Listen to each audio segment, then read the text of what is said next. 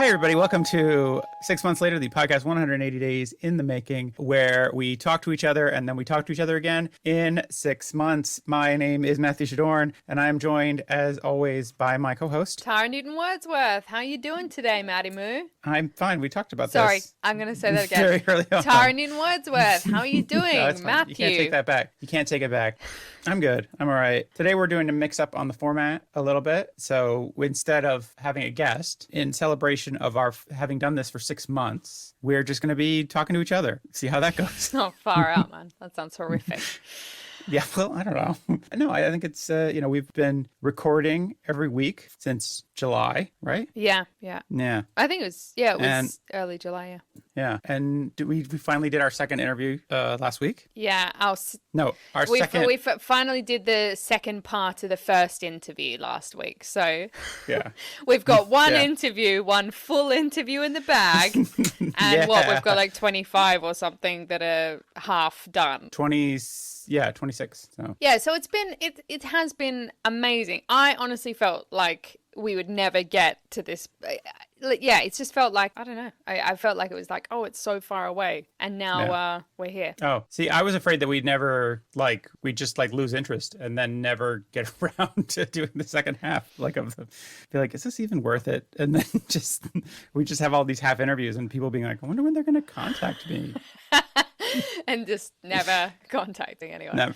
Never contacting people. Just like people thinking that we're just losers or this is a weird prank that we pulled.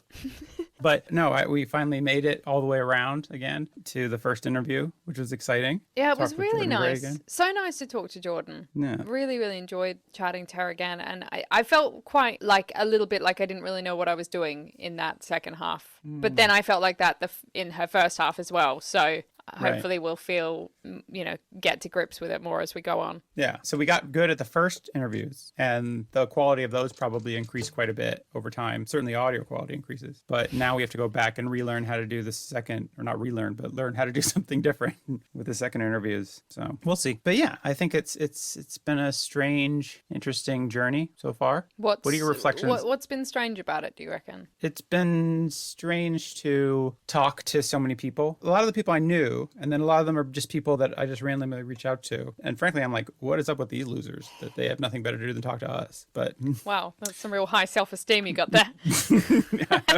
Well, it's like I used to respect you, and then you agreed to be on my podcast, and now I don't know. No, I've never turned down a podcast invitation, and I never will. People, if you're out there and you want me to be on your podcast, I will be on your podcast. No, I don't know. No, it's been great. It's been interesting to talk to random strangers as well as old friends about what's going on in their lives. So yeah, and it's been good. And it's been interesting becoming better friends with you, Tara. Oh, that's so sweet, man. I feel the same way. I honestly do. And do you know what? I was thinking about this. I don't know if I ever told you, but I actually felt so anxious leading up to doing the first podcast with you that I was almost going to cancel because I was literally I was going through I don't know, I guess a bit of a mental health crisis we weren't in lockdown anymore, but I think that whole period of lockdown and everything, I was just suffering from some pretty severe anxiety. And I'm so glad that you asked me to do the podcast, and I'm really glad that I did do it because it's helped so much in, I don't know, just I think it's that thing of the more you do something, the more you get used to it, the more comfortable you feel. That thing of exposing yourself, don't expose yourself, anyone. No. As in not without consent. If people are like, please expose, then but always ask first. Yeah, definitely consensual exposure. That thing of if you expose yourself over and over to doing something that challenges you, it does become easier. And so I am really grateful to you for asking me to do it, and that we've done it because it's been great. It's been such a good experience. Yeah, we've worked really hard, and now we can reap the rewards. We hope. we released our first episode today, and we have upwards of 16 downloads. Oh my God, 16 downloads. I mean, we're rock stars now. Yeah, I think this is pretty much write our own ticket. I mean, that's only from today. 16 downloads. By tomorrow, it could be 17 or 18 downloads. This is this is getting crazy. I mean, yeah. I don't want my. Imagine if we had 30 downloads, we would have doubled our download. Anyways, 2 of those were us. That's but, true. Yeah. So we've had 14 downloads. And maybe one was Jordan. So we've had 13 downloads, guys. It's going really well. The thing is, you got to start somewhere. And Right. yeah, I'm excited about it because I think, by, who knows, in a couple of months, we might be getting, more like 50 downloads or, yeah. So we just got to keep plugging away. I got to put on my vision board. I was going to put on my vision board 1,000 downloads. Did you make a vision board? No, I gotta. Because Jackie Cation, do you pronounce it Cation? Cation. Jackie Cation said we had to make vision boards, and I told her that we would do it before her next part of her interview. So we got to do that. I've been meaning to. Yeah, I've been meaning to get on that. I think that I'm going to put 1,000 downloads on my vision board. I do that of like one episode of like in total. I think regular downloads. Yeah, like 1,000 subscribers. That would be awesome. That would be so cool. I think. I mean, do you know? Maybe that's a lot, but I don't know. I really think that it's so powerful to have goals and stuff, because just for this year, at the beginning of the year, I had a goal of getting to 10,000 followers on TikTok, and at the time I had like 800 followers or something, and then I released a couple of videos that went really well just after New Year's Day, and now I have just over 4,000 followers. And I mean, that's not like anything spectacular, but it's a lot closer to my goal of 10,000 this year. So, I do think it's worth making goals. I'm not saying that they are responsible for the future, but I do think they help. Yeah, can't hurt, right? Yeah, for sure. Now we can cut this out because obviously I know you don't want to talk about your baby, but do you want to say anything about your baby? Well, I mean, that was the other thing, like when we talked about doing this episode, I think I'd pitched it kind of early on where I was like, oh, it'd be nice to do an episode right before I have the baby and then kind of 6 months into that experience, because I don't know, I thought that'd be interesting, at least for me. So, but then shouldn't we talk about pre-fatherhood then? Yeah, we can talk about that. But then I know it wrecks the surprise of like, surprise, I'm having a baby on episode 3 or whatever it is, or 4. No, well, but people won't hear this until episode 28. Oh. Oh my God. What? Wait a second. So this is for 6 months' time? Yeah. What are you talking about? I'm so confused. I literally thought this was being released on Tuesday. Well, then why aren't we doing anything for Tuesdays? I mean, Monday next week. Is anything coming out on Monday next week? Yeah. What? Issa. We have to record with Issa next week. I talked to you about this. Okay, sorry. I don't know why I'm getting confused. I think it's just the either. Monday, Wednesday thing. All right. I'm so that... sorry about this. Okay. Forget this ever happened. All right. So... Are you confused about our own premise? No, as in we're like going. It's like Inception right now. Like we're like layers within layers. We're 6 months in. We're recording one for 6 months time. Like I didn't realize what was happening. I just thought we were doing a reflection on the last 6 months that was going out on Monday. we are doing a reflection on the last 6 months. We could do that. I guess that would be a thing. No. We're not doing that. I'm just saying that's what I thought it was, and I'm actually thrilled that it's not that. Okay, good. All right. Do you want to start over? Let's start over. So this is... Wait a second. No, we're not starting over. We don't have to start over. Yeah, no, we'll talk about what's going on now, and we'll talk about it in 6 months, which is like... So today is January 18th, 2021. Today our first episode dropped. Today we are 9 days away from my child's due date and 2 days away from the end of the Trump presidency. So that's good. Wow. It's a big week. So nice that your child will come into a Trump-free world. Well, not Trump-free, but, Trump presidency-free. Yeah, well, one step at a time. How are you feeling? I'm good. It's getting really close. The baby's super active. It's just tearing around inside my wife's stomach, kicking and punching and worming around. But yeah, it's getting weird. Not weird. I don't know. It's weird because it is a lot of like, we've been pregnant for so long. And then it's like, oh, eventually we'll be not pregnant anymore. But then that means that there's this baby that we have to deal with. And then it's, I don't know. It's really. Did anyone tell you about this when you were a kid? Is anyone like, there's this thing that happens? It's weird because it's like, oh, well, I've been going along pretty, smoothly for a long time. It's like, well, not smoothly, but because I'm not very good at life. But like life's been pretty much the same for my whole adulthood, and there's been periods where I've been, single or married or divorced or dating or, whatever. And like I've made big changes in my life. Like I've moved to different states and different cities and different countries and different continents. But then like this feels like the biggest change. It's like this feels like the most indelible thing that I've ever done, and that's to some extent very frightening and also kind of interesting. I don't know. It's hard to explain. You'll understand when you have kids. Yeah, I remember like both times with both Charlie and Sam, like when I was pregnant with them, it felt like forever. It just feels like you're never gonna not be pregnant anymore. You feel like you're just like, right. It's just like the longest time, and then suddenly it's over. And weirdly, I don't know, it's really weird, but sometimes I feel like it's not that I feel like I'm still pregnant, because I'm not. I know I'm not still pregnant, but it's so weird how it's. Or are you? I'm definitely Got not. that third baby on the way. Charlie's asking for more siblings. I'm like, no more. He wants twins. He's asked for twins, but I said no. Oh, I asked Alice for twins if we have another baby because I thought of a really good girl's name, but I don't want to give up the other girl's name we picked out. So just get that order in there. Can we do twins next time? Great. Thank you very much. I thought of a couple good names, and I just was like, oh, I want to, if we could just have twins, and then that way, but make sure we use them specifically both. twin girls, like not twin boys. Twin Yeah, it would girls. have to be. Yeah, I thought of two really good girls' names, and I was just like, oh, we should have twin girls. Wow, that's ambitious. You got one about to be born, and you're already like, let's have twin girls next. But anyway, I think parenthood is a phenomenal journey, and I'm excited. I think you're going to be a fantastic dad as well. I really do. Oh, I'm sure I will be too. But sound good. I got lots of plans for the kid. I feel like it's going to be weird because I hear that, like when you have a baby, it like just affects your brain, like your whole life becomes reorganized. And then I'm like, is that going to change who I am fundamentally, or will it change who I am fundamentally, but in a better way? Or will all the stuff I used to worry about seem even more like bullshit, or will it seem more important? I don't know. It's hard to, it's a lot of pressure. I think try and take the pressure off yourself a little bit. Particularly like that first 3 months of like newborn life is such a whirlwind that I don't even really remember what happened. It was so like, it just felt so, you're just kind of trying to take every moment as it comes because you're so exhausted and everything. But it's also super beautiful. And like those moments, this is actually what I would say. Those moments with a newborn are so fleeting. Like I didn't realize the things that freak you out at the time, like their little grunting noises that they make and stuff. And you're like, in the night, you're just like, oh my God, are they breathing? All those things, they disappear so quickly. Like suddenly they're grown up. Like obviously my kids are only 2 and 3, but at the same time, they're just not little like that anymore. And it's such a sweet phase where they're so cuddly and they're just so tiny and like you can just sniff them.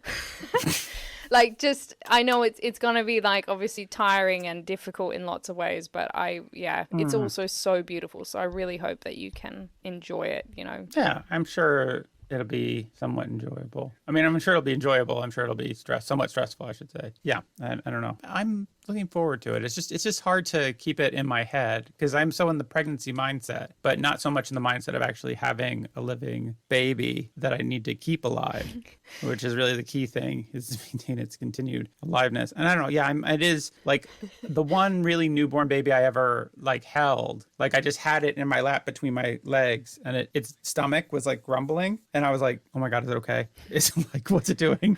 like, is this all right? Am I hurting it? Like, I don't know what's happening." Like, and they're like, no, it's just a baby. It's just its stomach is going, it's like. It's probably just doing a poo or something. Yeah, exactly. Yeah. So it was like, they were like, oh no, it's perfectly fine. Like, but I was completely panicked. And so hopefully I'll, get used to that. But. Yeah. I think you always feel with someone else's child like you're going to break them or something. But I think once it's your own, you get really used to it so quick where you're suddenly like holding it with one hand while you're also like opening a bottle or something. So. Oh, yeah. Do you know, you're going to be amazing. And I don't think there's any point in trying to, I don't know, because everyone's experience is so different. I don't think there's any advice or anything that necessarily can be like just for everybody, everyone. But specifically, if I was going to say anything to anyone, I would say just try and be as understanding and caring. This is for both partners, to your partner as you can. Because I think in the middle of the night at 3 a.m. when you've been woken up for the 5th time in a row, it's really easy to start taking it out on your partner. Right. I think that's the only advice I would give anyone, is try and remember that you're kind of in it together. And, it's hard to, that might just be a personal thing. But I think I think to try and remember that, we've created these babies because we love each other. And that's the reason Right. they're here. And so there's no point in us suddenly like hating each other because of these babies. Right. Unless it was just an accident, and in which case, you might as well hate each other. Yeah, definitely hate each other. Blame the other one then Yeah. in that case. But I do feel like this baby's going to save our relationship. No, nothing can save it.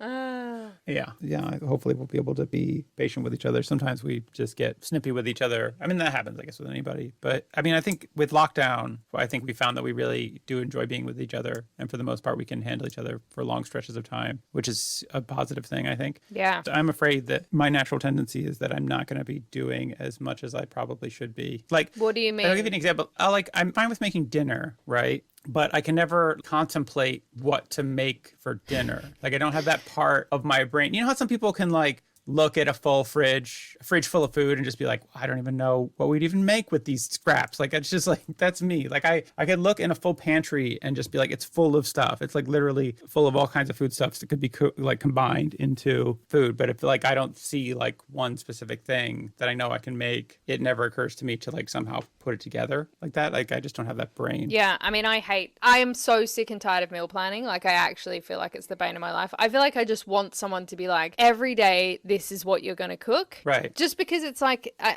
don't know, it just feels like it's so boring having to think about what are we going to eat now? What are we going to eat next? Like, it's just all the time, constant thinking about what are we going to eat next? And I'm so over it. Yeah. I don't know why more people don't. I don't know why I don't do this myself, where it's just like, on Monday we have this, and on Tuesday we have tacos.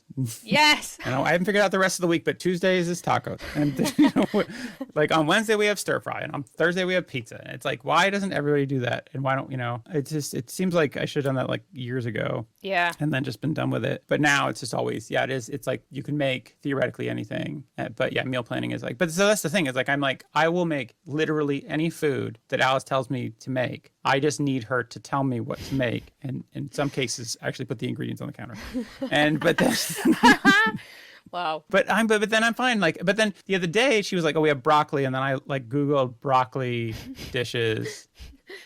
And I found this like, and then today I made like this nice broccoli tabbouleh with like halloumi and a nice harissa dressing, and it was really good. Sounds amazing. It was really good. I'll send you the recipe. And it was, but it was like, it was so good. Yeah, it was like, it was really like, it turned out really nice. It ended up being fairly simple. It was just great. And I was actually I was kind of like, I found this all myself. I did it. I was like a child, like basically like I found it all myself. I learned how to Google, it was basically that. And you were like sitting there eating it, just like watching Alice being like, when is she going to say something? Is she going to say something? No. She's always very complimentary to when I make food. And I'm just like, but it's never as good as when she makes food. I'm still not quite that good at it. Because I feel like the things she makes, and maybe it's because I just didn't have to do anything. So like my enjoyment of it goes up like 200%. But I feel like she's always better at making food than me, but she's always very complimentary to my food. But the whole point of this story is that I feel like that's going to be my problem, where I'm just going to be like, I don't know what to do, and I'm not going to like I don't know. I'm just afraid I won't have the initiative to do the things that I need to do with the baby. So I'm worried about it. Maybe just ask her, like, as in ask her to tell you what you have to do, because. Well, see, she hates that. She hates that.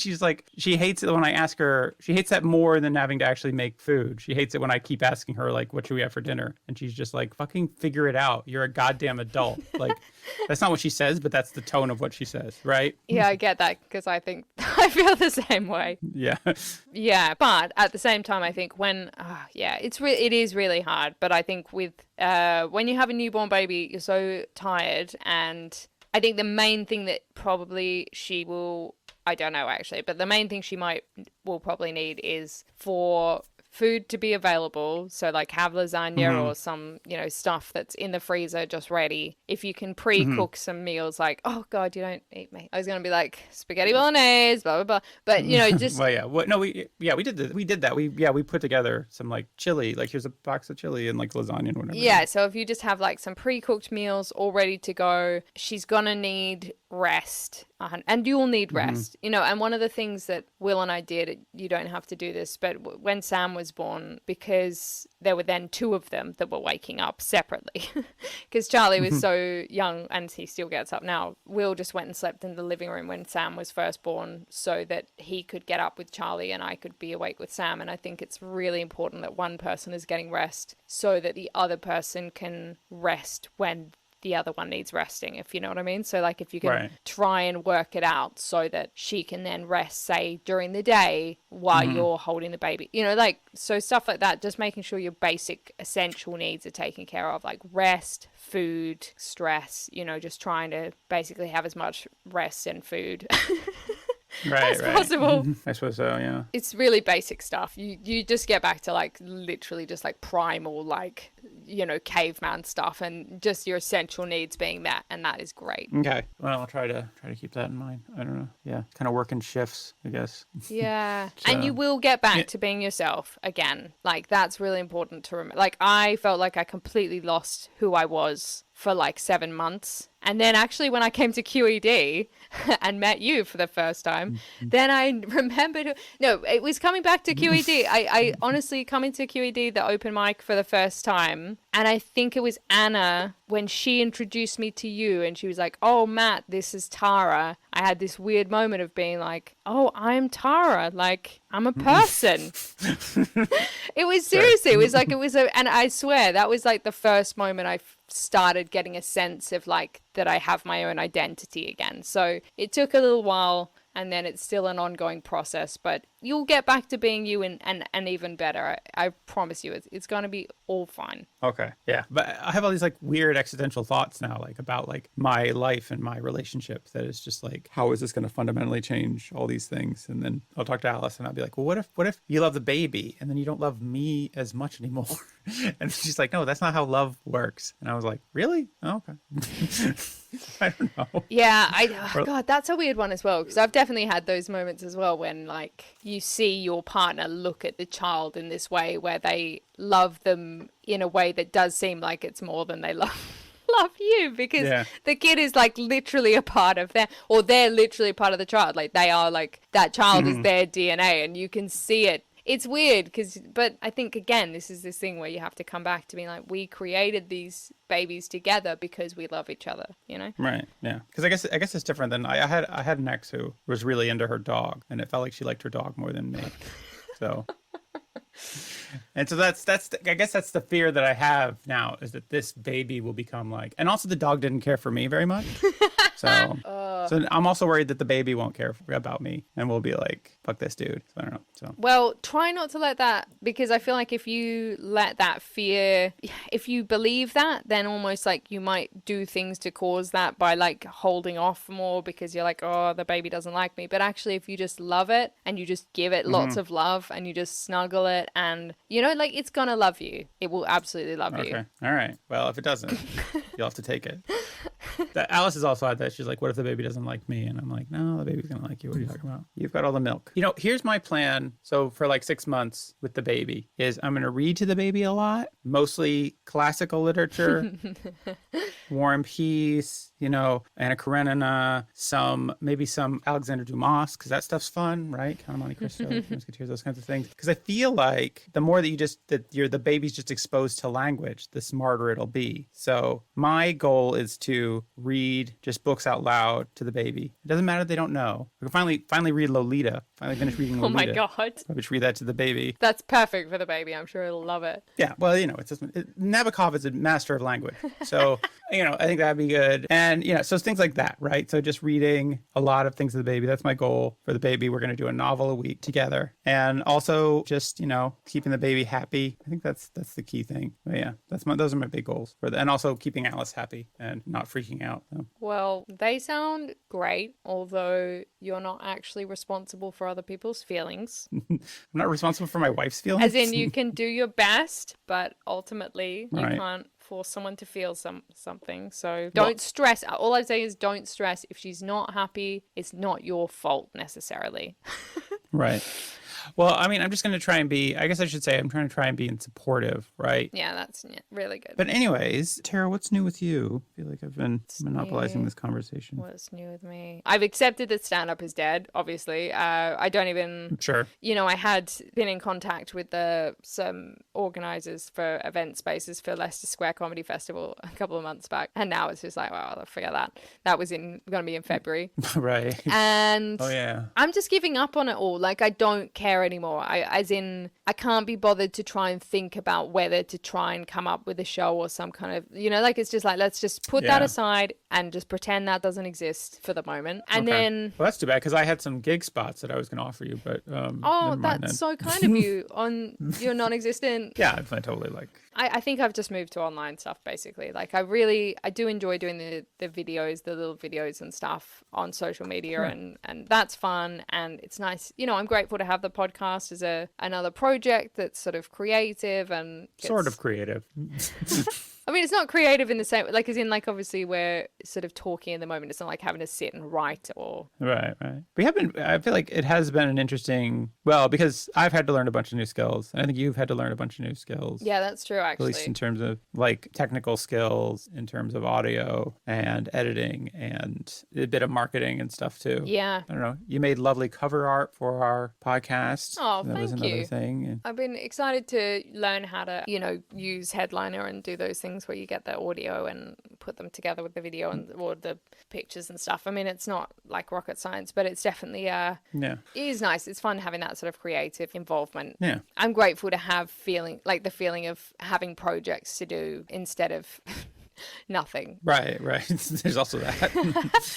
Yeah, so it is definitely nice in a time where it could feel like, oh my gosh, just all of this stuff is closed down. But instead it feels like there are windows of opportunity in different areas, which I probably never would have gone into otherwise. So yeah, it's nice to have these kind of creative outlets. It's not the same as stand-up, but it is a fine substitute for now. I don't know. I got an email from the council today about a grant that I had applied for last year for the comedy festival. And then they sent me an email that were like, we're doing this grant again this year. And I was just like, I guess I could apply for a grant for the festival. Fuck it, why not? Maybe I'll be able to have something in July. But then it's that same thing like you were talking about where you don't want to have to put together a show. And I feel like that's going to be everybody. It's like, who's going to have not necessarily the material, but even like the inclination to put together a show? Because the way that the festival's set up, for those who don't know, is it's just we do previews for the Edinburgh Festival. So everybody who comes through already has like an hour-long show that they've previewed at other places, usually, and then taking it to Edinburgh. But now, who's going to have something that they've even previewed by summer, let alone written?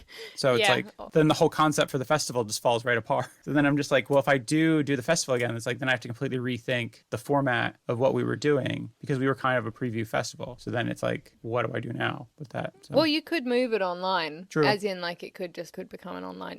There's the potential, I guess, of having to move on to something like to doing something online if it wasn't able to go ahead in person. Yeah. But I just find that really difficult though. Like, I think it's so the online gig that I did a while back where it's like doing stand up from your room, it just feels really weird to me. But maybe if I'd done it more, it wouldn't have felt so weird. Yeah, I don't know.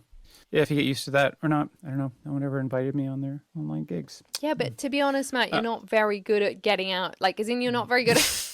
You never ask anyone. You're not a very good comedian. No. Let's just be honest. But like, here. as in, most comedians will sort of, to some degree, network with people and be like, hey, I'd love to do a gig with you sometime, or can I do your gig or whatever? And you'll just never do that. So, as in, you'll just be like, I tell you what, I'll just create my own gigs and my own festival.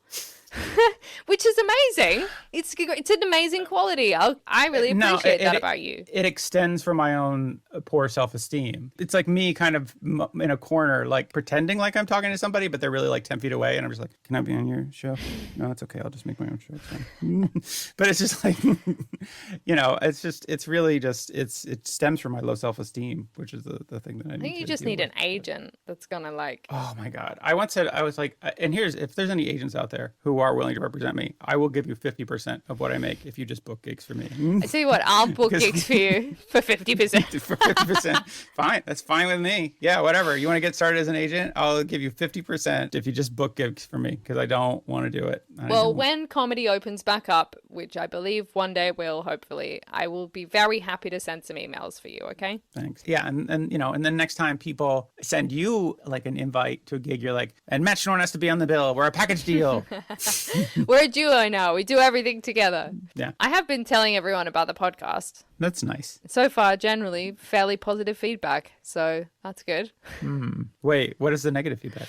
It's not, well, I don't know. It's more, I think it's just, to be honest, I haven't told that many people. But the people I have told, I think have been kind of surprised because it's been like, I've been kind of like, surprised, I've been doing this for 6 months. And they're like, oh, you, okay. Where it's like that thing of being like, I guess they're sort of surprised that I've been, you know, their friend who's talking to them regularly and just didn't tell them. But then at the same time, don't really care that much. But hopefully, despite that, they'll still listen to some. Yeah, maybe. I mean, Alice said she listened to it today and she said she really liked it. And then I was like, but if you weren't married to me, would you still like it? And she's like, well, I like you. And she's like, no, but if like you didn't know me, would you still listen to it? She's like, man, that's a little long.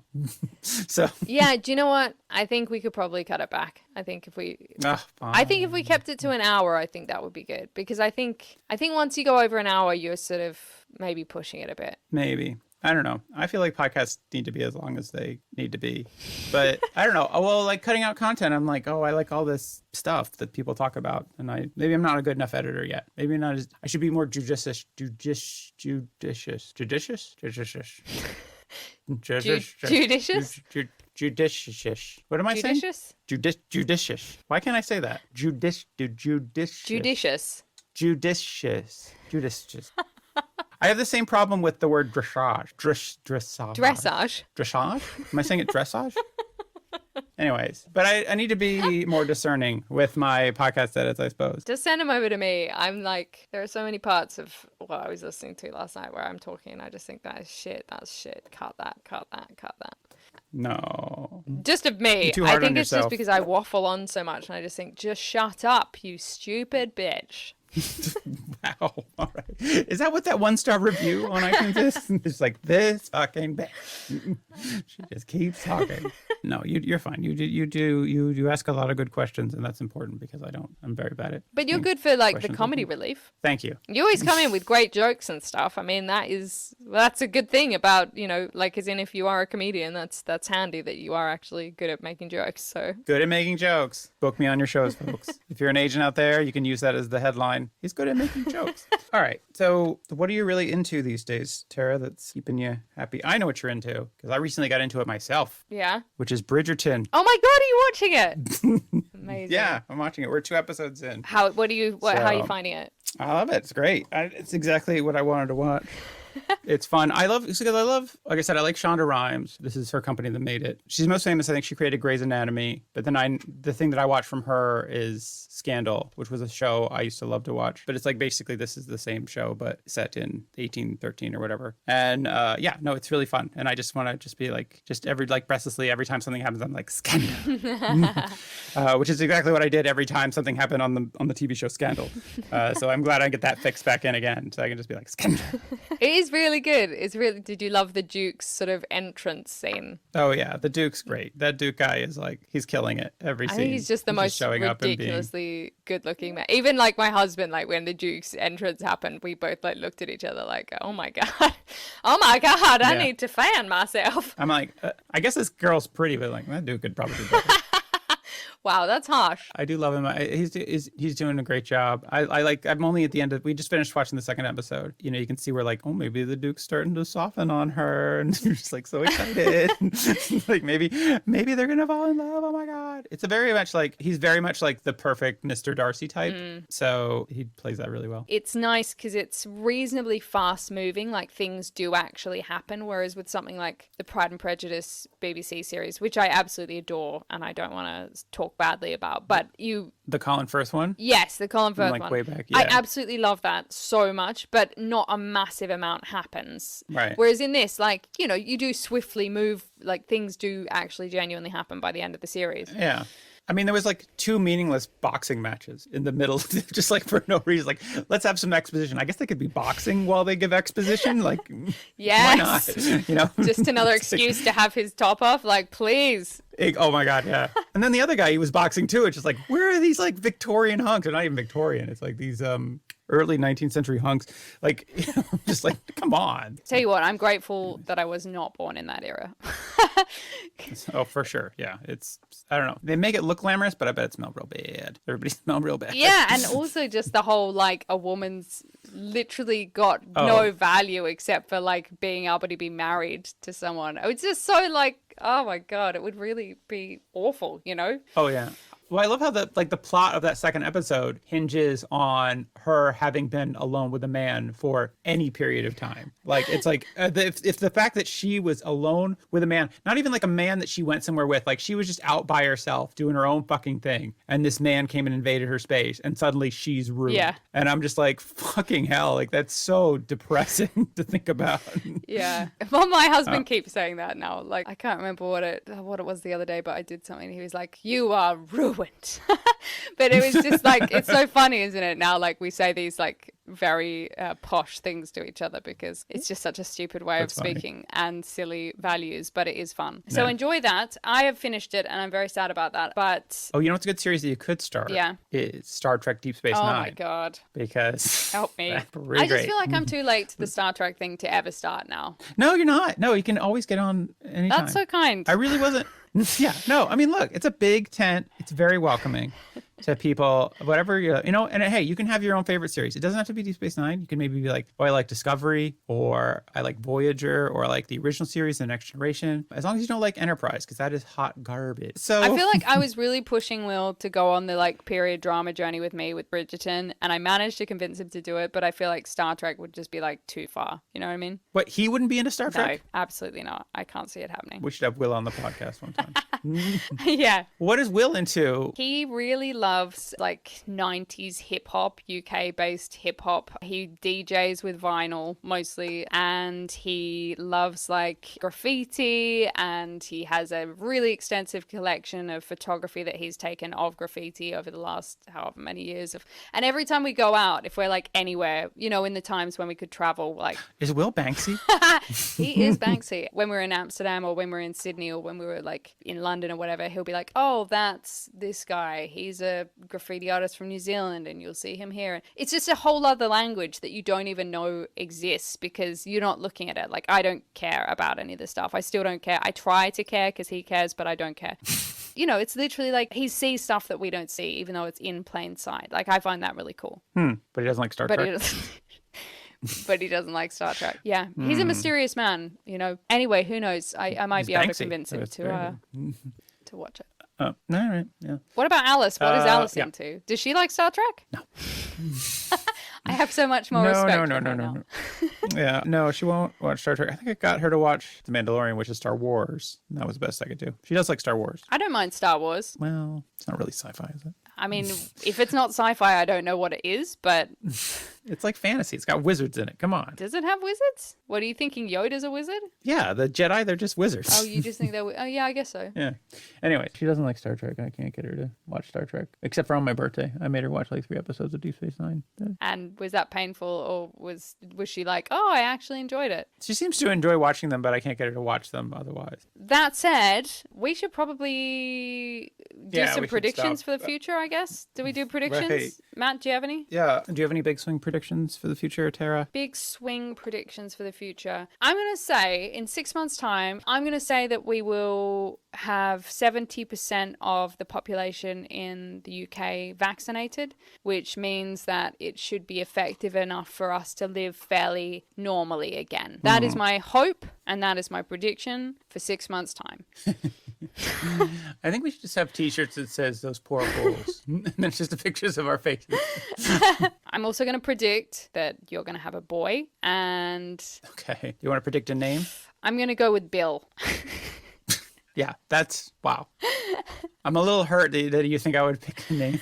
like Bill. I don't think that you would pick the name Bill, but it was just the first thing that came to me, and I felt like I had to be true to my instincts. That's fair. That's fair. Sorry, what was your big swing prediction? My big swing prediction is that you're going to be, in 6 months, you are going to be a very serious Star Trek fan. Oh my God. That is it. You're gonna get into it. You're gonna be like, I really like Picard. I feel like I feel like you'd be really into Dr. Crusher on Next Generation. You know, I feel like you'd be maybe, or Geordi. Maybe you'd be more of a Geordi. Fine. Okay. Well, you know what? I will look into it now. So, anyways, Tara, we're not gonna say goodbye right now because through the miracle of editing, we're gonna continue this conversation in 6 months' time. But one thing we do ask of all of our guests, as you probably are well aware, is that we ask them to set up a joke that they do not know how it is going to end. So if you could now think quickly of a setup for a joke, and then in 6 months you can give us the perfect punchline to that joke. Don't we? We should really do it together because it's both of us.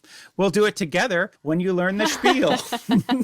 Hey, I know the spiel. I just don't want to do it. That's fine. Okay, so why don't you set it up and I will come up with a punchline. Oh, that's fantastic. Okay, a pony walks over to a pond. Posed and pronounced purple ponchos to be the perfect present to please poor people precisely because of its puny price point, and pleaded it be purchased post haste. And then he farted to death. I don't know. Is that a joke? Is it just a lot of words? And I just got really hung up on the 2 P's and I couldn't get past it. So I couldn't write any other. I'm not a good joke writer. No, I loved that. I actually really, really enjoyed that. I think that was perfect. Whatever. You say that about everybody's joke. Do I? I don't know. You're very positive. That's the problem. Oh, sorry, you're problematically about that. Positive person. Now I'm stuck. I'm sorry. Anyways, Tara, how have the last 6 months been? You know what? They've been good, but it was funny listening back. I was like, God, I sound so happy. It was like, wow. What happened to that young woman with all the light in her voice? It was, I don't know. I think it was just like, it was a simpler time. It was a time where like, I just didn't have to do very much, you know, like I think it's amazing how it's been awesome coming out of lockdown. Like, it's so nice. And also I was quite impressed with my predictions, given that they were kind of pretty accurate with the whole, like, we do have more than 70% of people vaccinated now. We are like essentially living with some level of herd immunity. The last 6 days, cases have dropped every day. We're back to living normally. Like, as in, that was quite accurate. Yeah, I guess so, yeah. And it, in a way that was positive. But the other side of coming out of lockdown is like just resuming normal life is actually quite a lot of work, you know? Yeah, that's true. So it's been funny. I felt like I was grateful for lockdown in a way, you know, that we got to have that period of such sort of just simple living. But anyway, how are you? I'm all right. Yeah, I haven't quite gotten on the lockdown opening train quite yet. I mean, well, the festival never happened, which is one thing. It was funny to like listen back to that and be like, oh yeah, that thing that never happened and it was impossible to do. But then like we are restarting the open mic in August, but I haven't really been able. Yay! And I haven't really been doing much of like, because my parents came at the beginning of the month, and so like this whole month I've just been dealing with them and dealing with them. Wow, what a way to put it. No, I've been busy, hanging out with my parents who I haven't seen in like 2 years, and enjoying my baby Tavish, which was not named Bill as you had suggested that he might be. Hey, but I was right about the boy thing though. You were right, it was a boy. Yeah, it was a little bigger than you thought, because I think you said it was 8.5 pounds, and then he ended up being like 9.25 pounds. He's a big old fella. He's still a big fella. He's 6 months. He'll be 6 months at the end of this month, but he's already wearing like 9-month clothes. So classic. He's huge. Big. And when I look at photos of him, I was like, wow. Wow, he's a beautiful boy. You're like, wow, what a freak. I mean, wow, what a lovely boy. Wow, he's a good one. It was really interesting listening to your reflections on like pre-parenthood. How did you feel listening back to them? I mean, I still, to some extent, I was like, oh yeah, some of those things feel silly now because, well, I mean, I don't know, like maybe not silly because now I'm so comfortable with him that it's, I don't know, like even at 6 months, I like understand him, and like he seems to really like me, and he always smiles when he sees me, and it's really lovely. And That's you know, I've gotten to a level of comfort where I'll just like toss him around and fling him upside down and whatever. Not violently, but like Well, that's a relief. it's still relatively gentle because he's only 6 months old. I don't know, he's tiny. But yeah, but I'm like, it was funny because I gave him to a friend the other day to hold for the first time, and he was just holding him very gingerly, and I was like, this is funny because like now that I have him and I like took him back, I'll be like, I'll just like sling him over my shoulder and just like hang him all the way down my back, and like it's funny. It's weird because I say like I don't necessarily feel like a father, but as much as I just feel like a guy who has a baby. Yeah. And maybe it's a lot of like you were talking about like the very survival elements, like you're just kind of in survival mode and you're kind of like just trying to figure out every new day. And so I haven't really had time to like, I don't know, reflect as much on who I am as a father or what it means to be a father. I don't know. So it's a as much weird as thing though. Even now, like I've had kids now, Charlie's going to be 4 in October, and I still have days where I'm like, man, I'm a mom. Like, I'm a mother. Like, that's a heavy word. That's a big word, you know? And, like, I still can't quite get my head around it. So I totally get what you mean. Yeah. But I feel like also, I don't know, maybe because Alice has taken to motherhood so well, I think, and she's such an amazing mother that it feels hard to like match that level of quality. I don't know. It's been weird, but I am liking it. There are hard days and there are nice days, as you know, I'm sure as you know. But it's really, really easy. I mean, it's just a breeze, isn't it? Yeah, you just I just got 2 toddlers, whatever, just set them up in the corner. They're fine all day. Don't have to talk to them. Leave some food out for them, you know, in a bowl. They're fine. Hey, how did you go with the whole, like, worrying that she'd love Tavish more than you thing? And, like, with the girlfriend, the ex-girlfriend and the dog thing? Yeah. I think that wasn't an unfounded fear, I think. It is different. It turns out having a baby is different than having a dog. But no, it is like she does love Tavish a lot, but I still feel like she loves me, but she loves me more. I think she's more into me than she's into this dumb baby.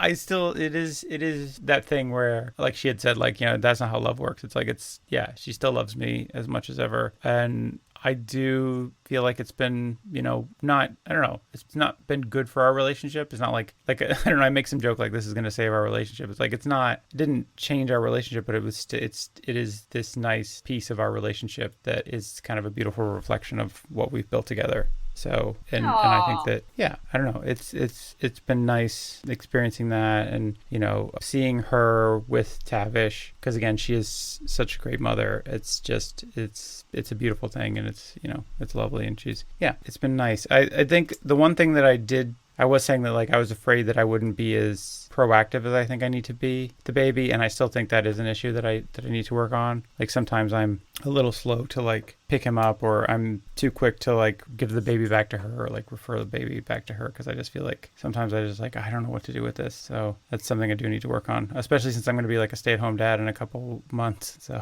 yeah. Well, look, I think you're doing amazingly well. Like, it's so awesome, you know, and I think, yeah, all your reflections are so beautiful. Like, that's so lovely that you feel like that. And I don't know, I think you've taken to it amazingly well. So I'm really excited for you, and excited for Alice as well. And obviously Tavish is absolutely beautiful. Yeah. Do you still want to have twin girls, or are you like, actually, I'm done?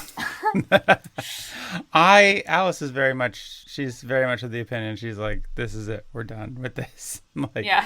That was a pronouncement she made very early on. She's like, you know what? 1 is good. And I don't know. I'm a bit of like, do I want, because the point she makes is like, you know, if we just have 1, we can still do a lot of things. You know, there's still a little level of flexibility in our life. But I don't know. How do you find having 2 compared to having 1? Well, you know, because Sam was born when Charlie was 17 months old. I think it was such a, you know, we were very, very fast to having 2. And I think, I don't know, I think it's awesome. Like, I am so, so grateful. In fact, I just spent some time with an only child, and I definitely was like, after that, I was like, I'm so grateful we have 2 kids, just because they have so much fun together. Like, they absolutely adore each other. And with this only child that I spent time with recently, he just seemed like he just desperately wanted someone to play with. Like, he kept trying to get all of us to play with him all the time, and I just felt like, oh man, it must be tough being an only child. So yeah, for that reason, I'm grateful. But then on the other side of that, it is a lot more, I mean, it's a whole other human.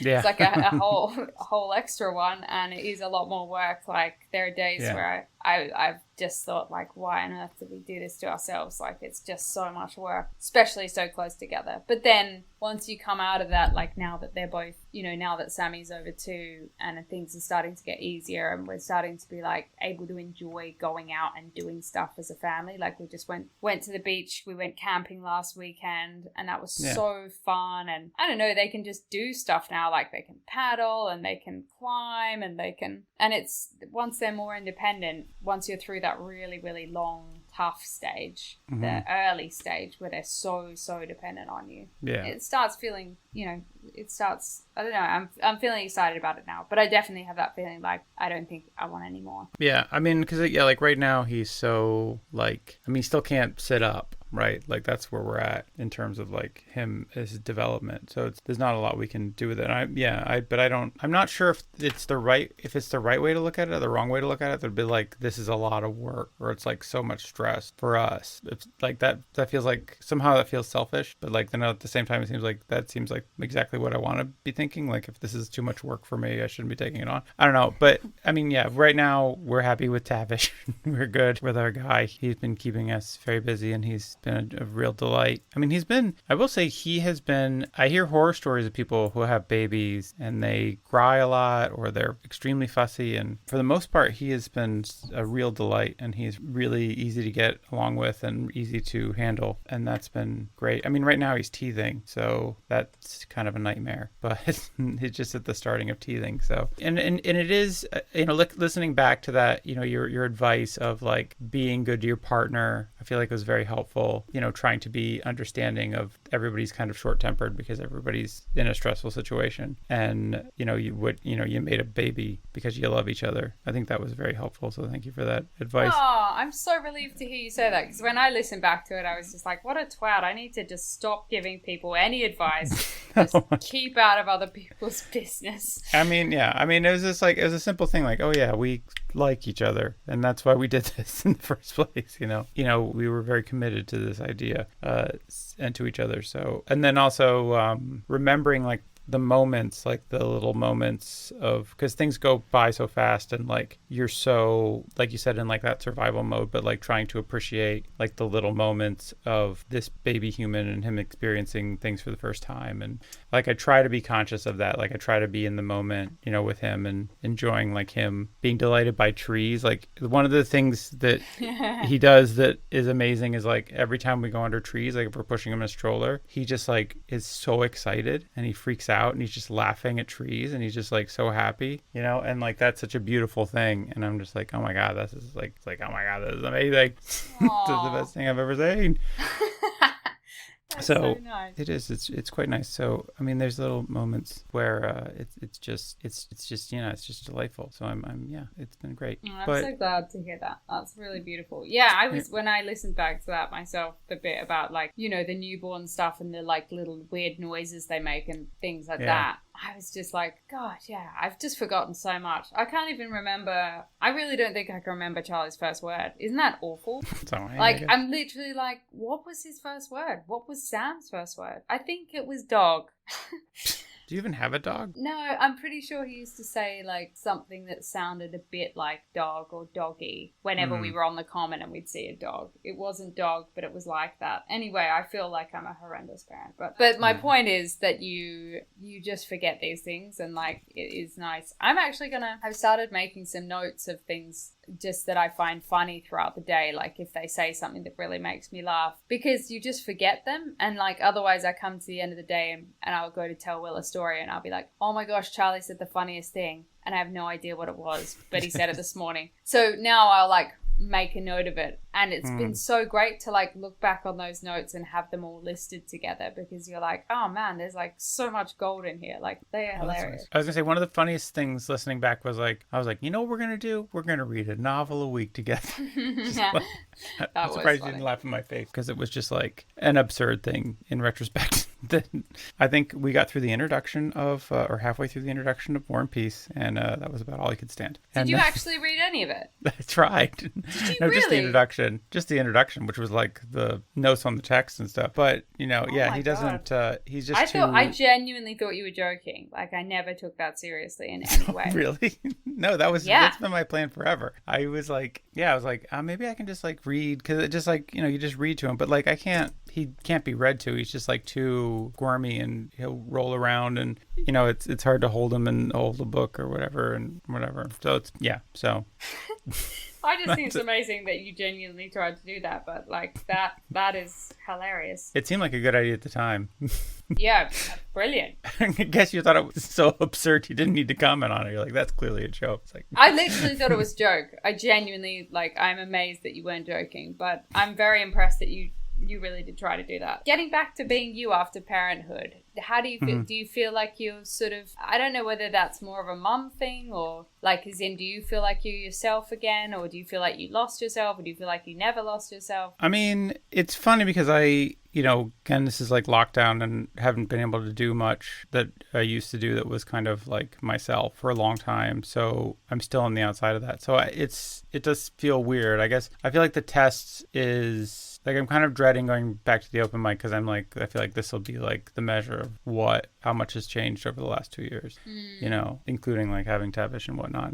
But I do feel like I'm still kind of myself. And in fact, I'm like, am I too, like, have I not been changed enough by having a child? Because am I not like in this enough? Like, I don't know. It's weird. Again, like, it's that whole thing of like not quite feeling like a father, just kind of feeling like a guy who has a baby. But I feel like there's a bit in that. Can you make a note of that if you haven't already? Because that is there's definitely something in that. That is funny. Okay. But like, it's just, I don't know. Yeah, it's like, I do kind of feel the same, but different. Yeah, I don't know. You'd have to check out. When does the open mic start up? August 4th, I think. Okay, so pretty soon. Are you feeling do you feel excited, or do you feel nervous? I am a bit nervous. Part of me is nervous because case rates were rising. They're kind of dropping back down now. But part of me, I'm nervous because I don't have any like material. I don't know what I'm going to say. I've kind of been rolling over stuff in my head for the last couple weeks, but I don't know. So we'll see. I'm a bit nervous. But I don't know. You proclaimed stand-up dead in the first half. Yeah, that's right. That was funny. How do you feel about it? I don't know how I feel about stand-up. I've been asked to come and do a gig, which I feel really excited to have been asked, but I have that feeling of like, I don't know, like I haven't written anything. I haven't written anything for like a year, and so I have that feeling of like, oh man, what am I going to do? But then I have to sort of talk to myself positively about it and say things like, hey, if I could do it in the past, I must still be able to do it. I just need to like make some notes of things that I think are funny. And I don't know, like, I'll come and do the open mic when it's back up. Yeah. And I think it's that thing that you have to remind yourself, like, you are a funny person. Like, that's who you are. Like, just because you haven't done it for a year doesn't mean you forgot how to be funny. Like, you either are a funny person or you're not. Like, it's something that would have been shaped in you in your childhood, normally from a lot of trauma. And you can't just lose that trauma in a year, Yeah. That's always with you. So that's the greatest thing. I think about remembering that this is a really weird, I don't know where I'm going with this, but the thing is, you're like, therapy is useless. Trauma stays forever. And isn't that the best? Yeah, I don't know. I think it's just that thing that you have to remind yourself that, like, you're a funny person, and even if it takes a while to like get a set back together, it'll come back. I'm assuming. I'm crossing my fingers for. Yeah.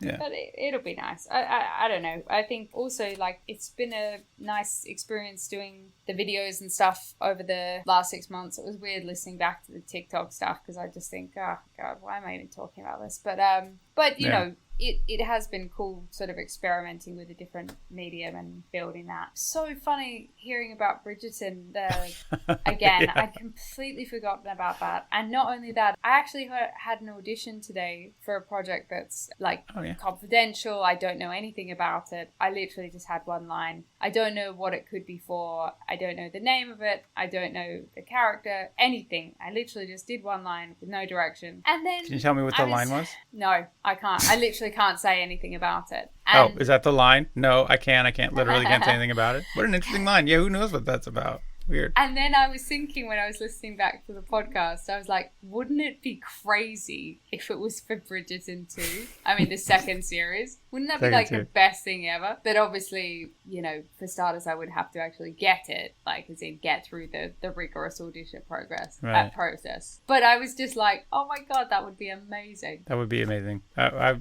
would be so excited for you. I would be so stoked. I mean, just have any kind of part in Bridgerton. You know, when I was young, I was asked a few times to do like sex scenes in films and things, and I always said no. I was like, absolutely not, not having it. Whereas now I'm like, yes, of course I would.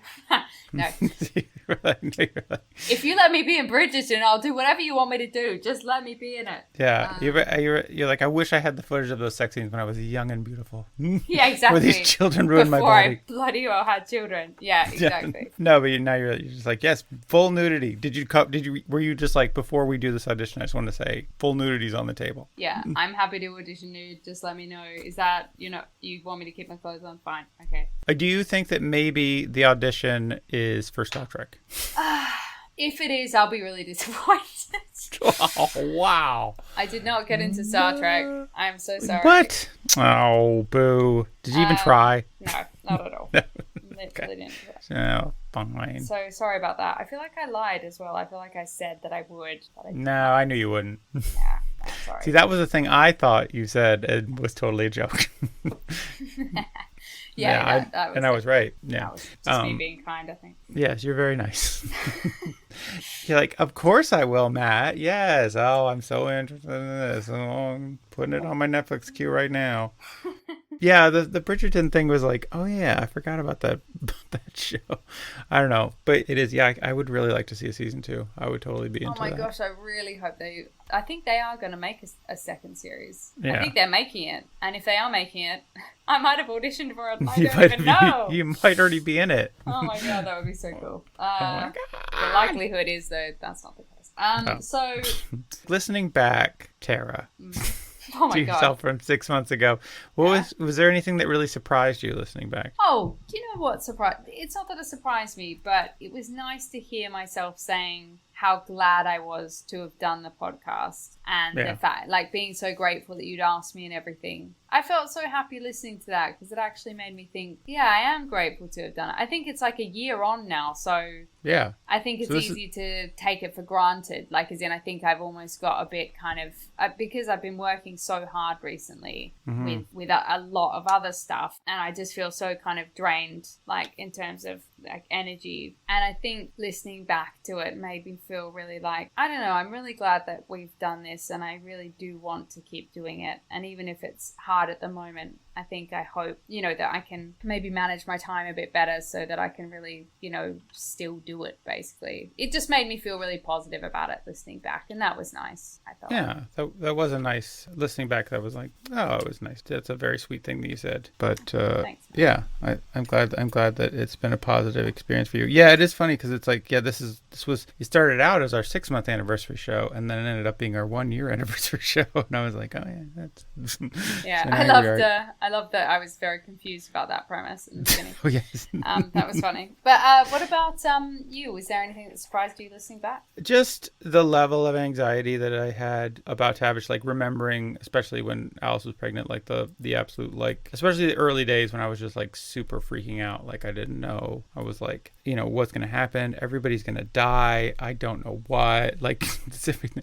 Like just having that anxiety about having a baby and like, am I going to be able to like handle this and deal with this like on an emotional level? I think mostly, like, and now like just being with Tavish every day and like being able to connect with him and like soothe him and help him and things like that makes me feel like 6 months ago I don't think I could have ever imagined that I would be like that, like it would be that like seamless with him, like where it was just an easy thing. And also like between Alice and me, like we've kind of gotten this system down where we can pass the baby back and forth, or we can, when we need to do something or somebody needs to handle something else or like whatever, or like if she's not being able to soothe it, she'll hand it to me and then I can like walk him around or something. I said it. I should say him. But anyways, yeah. So yeah, just kind of like it was surprising to listen back about that level of anxiety and thinking like, oh, I guess that's more like the biggest change I've experienced is that, I'm so much more comfortable comfortable with the idea of parenthood than I was then, now that I'm in it. Does that make you feel more positive about the future, knowing that something you were so anxious about, you're actually really capable of doing, and maybe the things that you're anxious about now are exactly the same, just like it's just a case of once you have more experience with them, you're going to be more confident? I guess so. I hadn't thought about that. Yeah, maybe. Is this about something in particular that I should be doing? Not necessarily. I was just thinking, because obviously, like, I know that you sometimes get anxious about things. Yeah, I get like, anxious about. Even about stand-up and stuff. Like, this isn't just for you; it's for me as well. Like, the knowing that things that you've been anxious about before, now you're absolutely fine with, just because you've done it. You know, you've done it more, and I feel that's true. yeah. Sorry.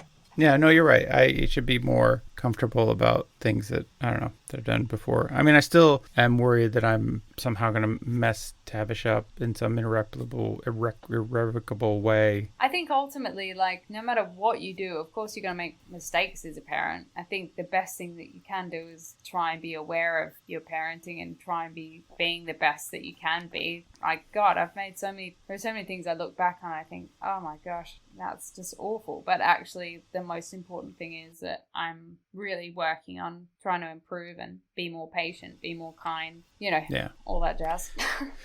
Yada, yada, yada, feelings, emotions. Yeah, that's the thing. Gotta keep improving. Is there anything you wish you'd known 6 months ago, thinking back?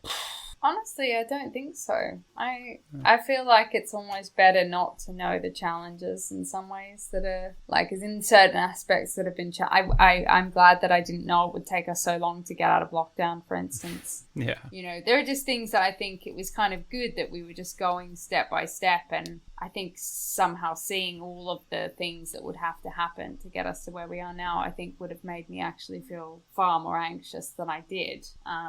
So yeah, I honestly don't really think so. Yeah, I think I'd love to know what's happening in another 6 months time from now, because, like, just with things like, you know, border quarantines and stuff coming up, like, it'd be so great if someone could be like, Australia's gonna actually bring down their border in like 5 months, so we might just hold off then. That sort of stuff would be handy to know. But yeah, I don't think there's anything from 6 months ago that I drastically wish that I'd known that was going to happen coming up. What about you? I kind of wish, like listening back, there was still a bunch of talk about the festival and whatnot, and I wish I'd have kind of known that was just never gonna, that was just, I don't know, I wish I hadn't wasted so much energy trying to do something with that. Like, I don't know, like, I just kind of holding on to that. I wish I'd have known and I could have just let that go and not wasted the mental energy or, like, the anxiety of, like, this thing I want to do and, like, is it going to happen? And the uncertainty of it was really stressful for a long time, and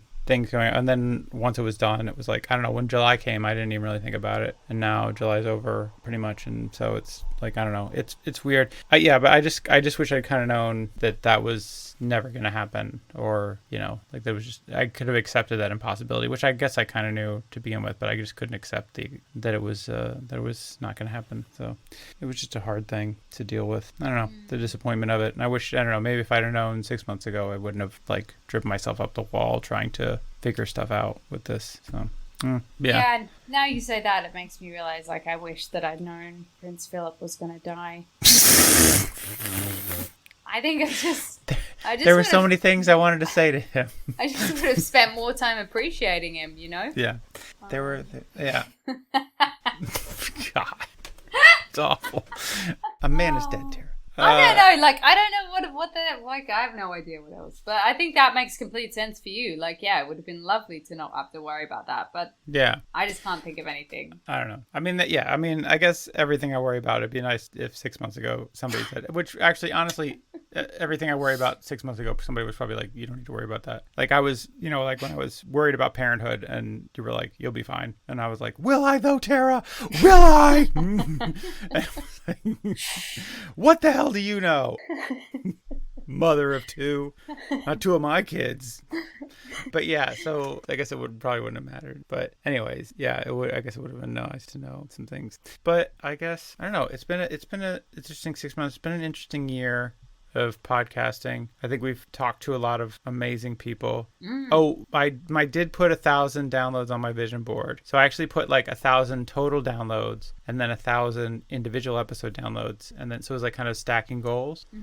And we've met two of those goals. Wow, that is epic. That's Yeah. so exciting. So Oh, yeah, and I'm working towards my 10,000 followers as well. I'm up to like, actually, I've got like 6,500 on Instagram and like 8,000 on TikTok. So I'm actually more than 10,000 now if you add them up. Yeah. So yeah, it's definitely worth doing. yeah, Goals. it's great. So What were you going to say before that though? no, and I was gonna say the number of listeners has increased. Like we were bragging about our 13 listeners on day one, and now we get upwards of 2 to 3 times that every download. no, new episodes we get several hundred downloads on every episode. So which was a good jump up, I think. For 2 unknowns, I think we're doing all right. Yeah, I'm amazed. I mean, I'll be blown away if anyone bothers to listen to this episode. I don't know. If you do, please send us an email. And then thanks everybody for listening. If anybody is listening, thanks so much. It means a lot to us that, people enjoy the art that we make or enjoys the fun that we make, I guess. I don't know. If you want to call it quote unquote art, then, Sorry. It's not some passionate painting I made with my husband that hangs above our bed every night. That definition of art. That is an amazing, interesting painting. I'm sure it is. It was made with passion. Genuine, real passion. So much passion. I'm not saying it wasn't. Okay. Well, I mean, yeah, it's been a good year, a fun year of podcasting in a dark time. I really enjoyed it. And yeah, it's been a fun project to work on with you, Tara. I'm glad that we've gotten to do this together. Me too. I really am. I'm so glad, Matt. And yeah, thank you so much. And it'd be nice to just keep on rolling on some more interviews and start making new ones again. Yeah. But yeah, I guess thanks everybody for listening to this and all the episodes. It's been, I don't know. Yeah, it's been great. I hope you guys stick around for the next 6 months. They'll be fun. Got some fun things coming up in the pipeline. I guess if people want to follow us, we're 6 Months Later Pod on all the things. Or 6monthslaterpod@gmail.com. If you want to help us out, you can rate and review the show if you enjoy what we do. We really enjoy it, and we want to we want other people to listen. We want people to listen to it because, I don't know, then it makes us feel good about what we do, and that's the only way we feel whole inside.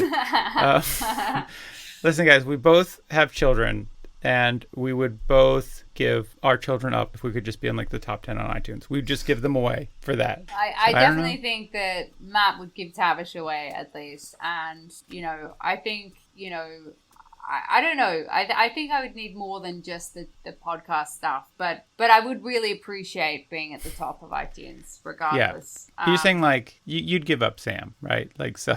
Oh, Sam's don't do Sophie's Choice on me, man. We don't have to bring Meryl Streep into this again. God, I love that woman. She's so great. We still love Meryl Streep 6 months on. Still loving Meryl Streep. Yeah, look, we would really love it if you guys could rate, review, and subscribe and, do all the good things. That would be so, so loved and appreciated. Thank you for listening. Like, genuinely. Yeah. If you are, like, listening to this and you've listened to me and Matt just talking to each other for, like, over an hour, thank you. You're like one of the good ones. You're a keeper, and we love you, and we really appreciate you as a human being. Yeah, and your partner is very lucky, or if you don't have a partner right now, you'll find the right person if that's what you're looking for. Or if you're good by yourself, that's great too. Good for you. Regardless, wherever you're at in your life, you're loved. Exactly. And have an awesome day. Yeah. Whatever you're doing. But thanks everybody again, and we'll see you next week. In 6 months. Take it easy. Bye.